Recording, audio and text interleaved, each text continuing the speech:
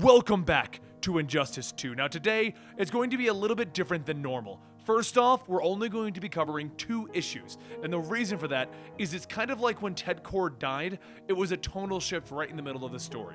So we're going to be doing the 2 issues that involve Ra's al Ghul, and then we're going to be doing the 2 issues afterwards next week. So don't worry, you're going to get the full story, but I had to break it down this time.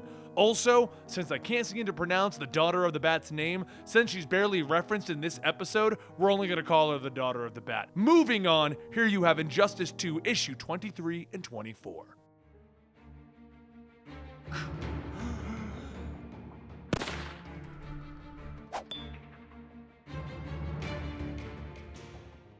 This story takes place between the video games of Injustice 1 and Injustice 2. Batman has been pushing his goals while facing off against a new enemy, Ra's al Ghul. In his attempts to get the Dark Knight to stand down, Ra's and Damian have taken the body of Alfred and resurrected him using the Lazarus Pit. Batman charged in ready to rescue him, and he discovered that Raz's goal was to save nature, to protect the Earth by killing most of the human population that was tearing it apart, ending humanity. He then found Damian and Alfred. They fought, but Alfred stood up, telling them both to stop. It's okay. It's all okay. Batman is now being hugged by a recently revived Alfred, and he tells him, "I'm sorry, Alfred." Plastic Man's son Luke looks back at Harley and Batgirl and asks them, "Who's that guy?" Alfred, "He was dead. He's Batman's butler." And Luke is even more confused. "I'm missing something important, aren't I?" Damian looks at Alfred. "Are you okay?" "I am all right, Master Damian. I just need to sit down for a moment." He goes to sit down, and Damian runs to his side as Batman pushes him back. "Don't touch him!" And Alfred snaps. "Stop, both of you. I don't know what is happening here. I don't know how much I've missed, but stop this. Forgive each other. Now." Damian looks at him. "Alfred, he let you die." And Alfred stops him again. "No, he didn't. He never would, and you know this." Ra's al Ghul walks in, and Alfred sees his chance. "I've been listening to you. I've heard the plans. You want to do the right thing, but your planning is wrong on every level. You and Bruce, you both want to save the world. You're the 2 most intelligent people on the planet. 2 of the most driven, and 2 of the most stubborn and uncompromising. You both believe in absolutes, but the world isn't black and white. It's not too late. Take a moment. 1 moment can avoid so much. Sit, talk, come up with a solution, one that saves humanity and saves the planet." Luke, once again, without knowing anything that's going on, brings that fact up. You know, Batman's zombie butler is making sense. And then, Tomb!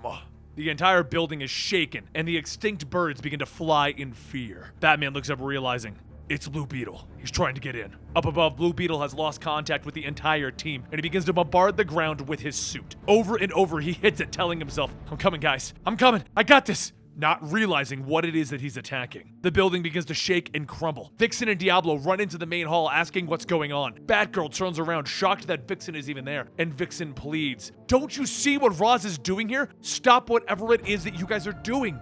As Batgirl turns to the man in charge, "If you let me get a signal out, I can stop him." But it's too late as Blue Beetle hits the dome, protecting the space with a full blast, shattering it. He comes in asking, "Batman, Batgirl, I'm sorry, but the entrance was attacked. Is everyone okay?" Harley is the one to break the news as she sadly tells him, "Oh, kid."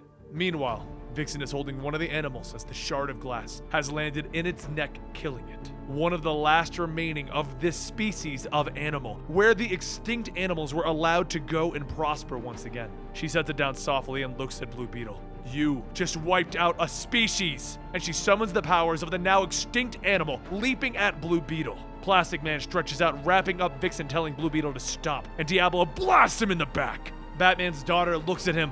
"I've always wanted to do this," as she punches him across the face. Keep in mind, right now he doesn't know who she is. As everyone begins to break out into fighting, Damian goes to Alfred's side, picking him up, telling him, "We gotta get you out of here." With explosions, power blasts, and bullets flying all over, Talia and Ra's shout out, "You don't do this in here!" But no one can hear them as they continue to battle with each other. One shot then hits Diablo in the chest, and it's over. He can't contain the heat any longer. Luke and Plastic Man wrap around everyone in the room, and Blue Beetle says that he's sorry as Diablo completely explodes, taking out all of the extinct animals and plants, completely destroying Raz's sanctuary.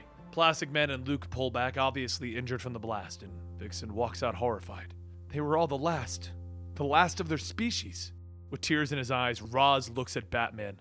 "Is this what you wanted, detective?" Batman's daughter groans as she was hit with the blast, and Talia runs to her daughter's side.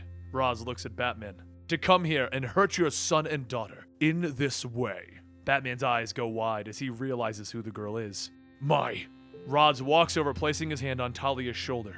I know you never had a childhood, and mine was a long time ago. But do you know what I remember about my youth? The passion that I had. The certainty. But detective, you should know. You are in the wrong place. Meanwhile, at a ceremony at the Capitol, the new Steel and Aqualad, they're there to ensure that none of Roz's plans go forward, that he can't disrupt the Peace Summit. Jackson Hyde, aka Aqualad, calls up to Steel, telling her that he thinks he saw something get into the sky. She flies high and looks over the thousands of people in the area, asking Jackson what it is that she's looking for. And he tells her, I'm not sure. Just get a better vantage point. He walks into the water, and Roz continues his speech in his sanctuary. You see, detective, it is why we recruit the youth for our cause. Because of their fire, their conviction. They do whatever it takes. Back at the Capitol, Jackson begins to raise all of the water into a massive tidal wave. The wave gets larger, and it grows taller than the Washington Monument, and the people of the treaty begin to see it as the shadow of it begins to fall upon them. Steel calls out, Jackson, what are you doing? And as Roz continues, they do whatever it takes if they believe that is right, detective. The tidal wave comes crashing down onto the Capitol, hitting everyone there and washing them away. They drown, they're thrown into things, and they die. Lots of them die. And Steel flies towards him.